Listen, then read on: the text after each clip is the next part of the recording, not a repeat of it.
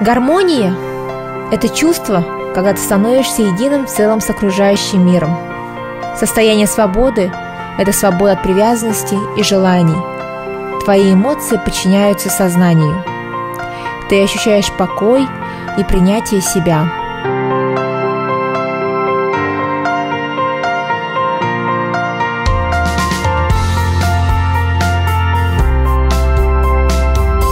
Сегодня я абсолютно счастлива. В моей жизни есть место для всего, что меня вдохновляет. Спорт, съемки в фильмах, модельная карьера, встречи с друзьями, семья. Но было время, когда я находилась в абсолютной растерянности. В чем смысл жизни? Кто мы? В чем наше предназначение? Я пыталась найти ответы в науке. Общалась со множеством людей и жила в разных странах, пока не поняла. Искать нужно в себе. Мой дом – это моя страна. Мой путь к счастью – это учение Будды. Буддизм возник в Индии 2500 лет назад. Его основоположником считается принц Сиддхартха Гаутама. По преданию, до 29 лет он жил в роскоши царского дворца, и его жизнь состояла из сплошных удовольствий. Однако затем, выходя за пределы дворца и встречая больных, стариков и похоронные процессии, он понял, что для большинства людей жизнь полна страданий. Сиддхартха решил покинуть дворец и 6 лет провел в поисках истины, которая позволит избавить людей от страданий. Наконец, путем глубоких медитаций и размышлений о природе всего сущего, Гаутама испытал просветление и нашел ответ на свой вопрос. Он отправился учить людей, и с тех пор его стали называть Буддой, то есть просветленным. Меня с самого детства интересовал вообще мир, как он устроен, почему мы такие, почему мы не другие, как вообще устроена наша Вселенная. Поэтому я за полгода подготовилась к экзамену в МИФИ и поступила. В 2013 году я закончила университет и должна была ехать в Штаты, продолжать свою научную деятельность или пойти работать в Сколково. Вся эта учеба, она на самом деле очень была напряженной. И я поняла, что я сейчас просто сорвусь, и мне нужно что-то сделать другое. Конечно, физика, она описывает только физические процессы, наш материальный мир. Но все же у меня было очень много вопросов, на которых физика не ответила. И тогда я решила подойти к отцу своему и спросить его, что же делать, как познать этот мир нематериальный. Он мне сказал: езжай в Индию. И я помню эту дорогу из аэропорта в отель, и там лежали люди просто на голом бетоне. Это для меня это было просто потрясением. Я поняла, что мир, он вообще не такой, каким я его представляла, что люди живут на улице. И вот с этого момента, я думаю, что начался мой какой-то духовный путь. Мы порой, заблуждаясь, ищем счастье каких-то во внешних объектах. Обретение там какой-то вещи или же, скажем, партнера, нам кажется, принесет нам счастье через какое-то время. Мы видим, что оно не принесет этого счастья. Например, с телефонами взяли одну модель, не успели нарадоваться, выпустили следующую модель. То есть и это процесс бесконечный. Для того, чтобы полностью достичь того осознавания, того счастья, о котором говорится в буддизме, нужно просто убрать саму причину возникновения страданий. А причина как раз кроется в нашем уме. Это страсть, злоба, гнев, ненависть, зависть, гордыня, ну и прочее. В основном их можно в 3 собрать. Это страстное влечение, гнев и неведение. Вот 3 яда нашего ума, из которого происходят все остальные негативности ума, которые являются причиной возникновения страданий. Буддисты полагают, что каждый человек находится в колесе сансары, череды телесных перевоплощений, и, как все телесное, подвержен страданиям. Цель буддиста – достичь состояния нирваны, то есть выхода из сансары и освобождения от страданий. Согласно учению Будды, причиной страданий являются наши привязанности к удовольствиям материального мира и материального тела. К избавлению от них ведет путь из 8 ступеней. Первые 2 – это понимание причины страданий и стремление избавиться от них.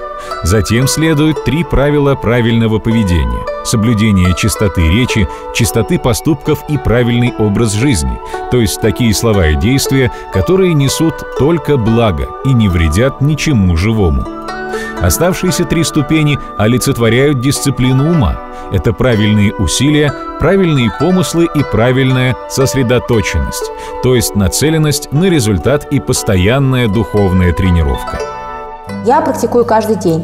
То есть это у меня 1,5 часа утром и час вечером. Что бы со мной ни происходило, я делаю практику. И если вы хотите увидеть результат в своих изменениях, то регулярность практики очень важна. То есть что-то подходит мне, не обязательно подойдет другому. Будда дал 84 тысячи различных учений для 84 тысяч различных сознаний. И вот представьте, что чистая вода. Вот вы смотрите на чистую-чистую реку, она кристально чистая. Вы видите каждый камушек на дне, каждую рыбку. Вы зашли в эту воду и взбаламутили ее. Вся муть, она поднялась, и вы уже не видите ни камушек, ни рыбок.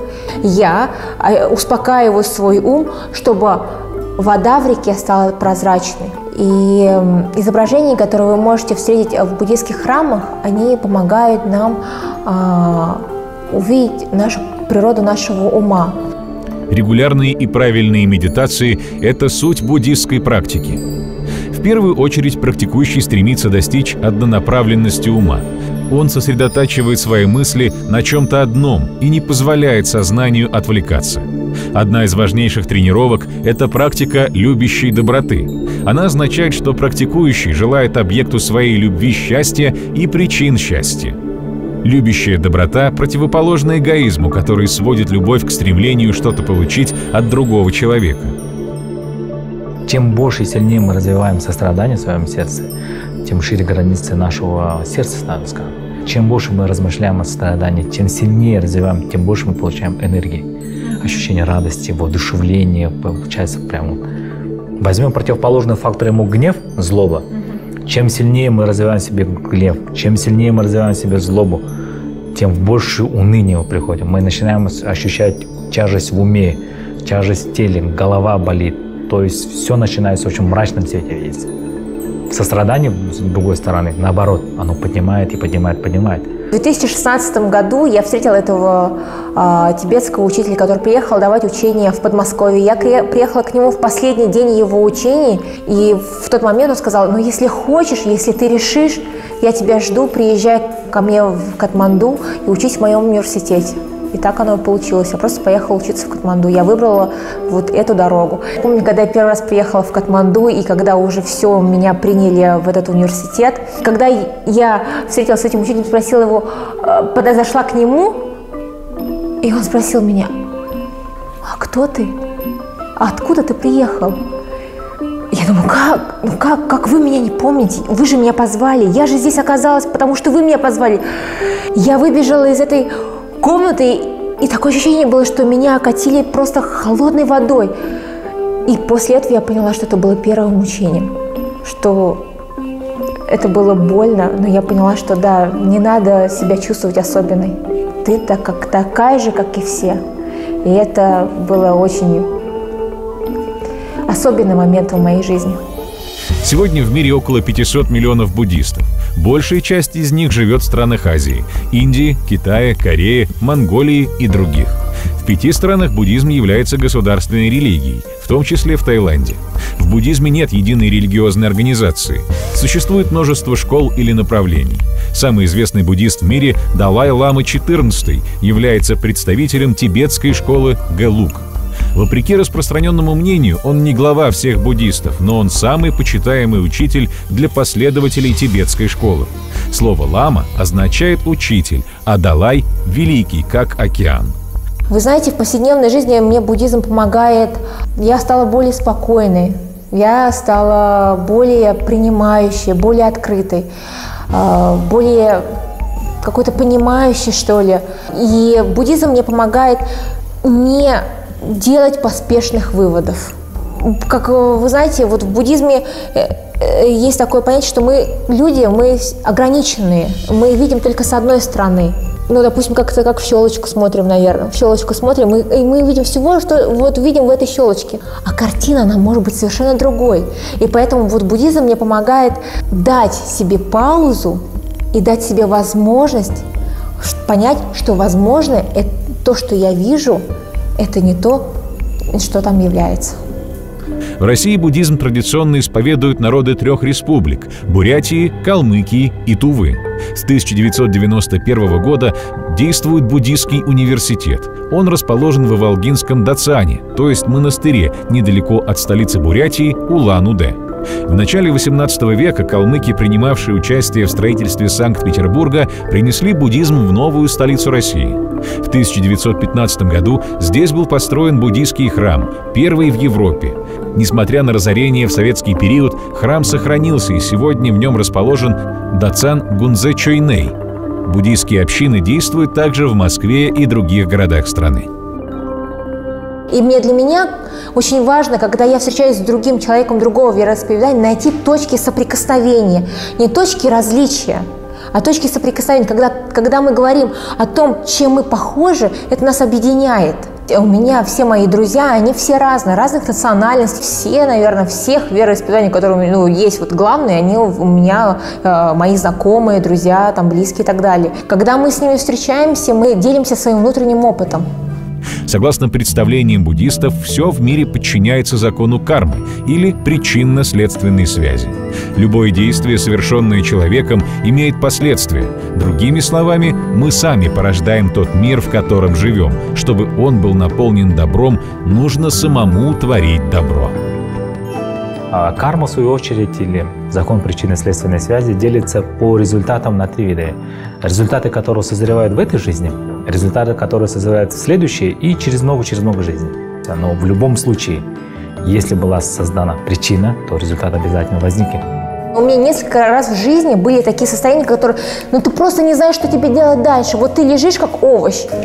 И у тебя ни руки, ни ноги не двигаются, ни с кем ты встречаться не хочешь, потому что все, ты не видишь смысла, ты не видишь дороги, куда тебе приложить свои силы.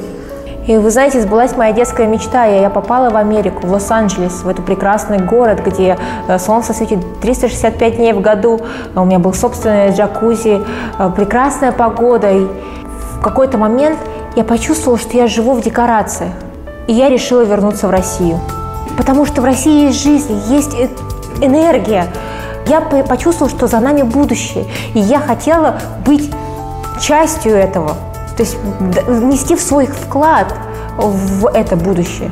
И я сейчас в Москве, у меня 8-месячная дочь, и я абсолютно счастлива здесь и сейчас.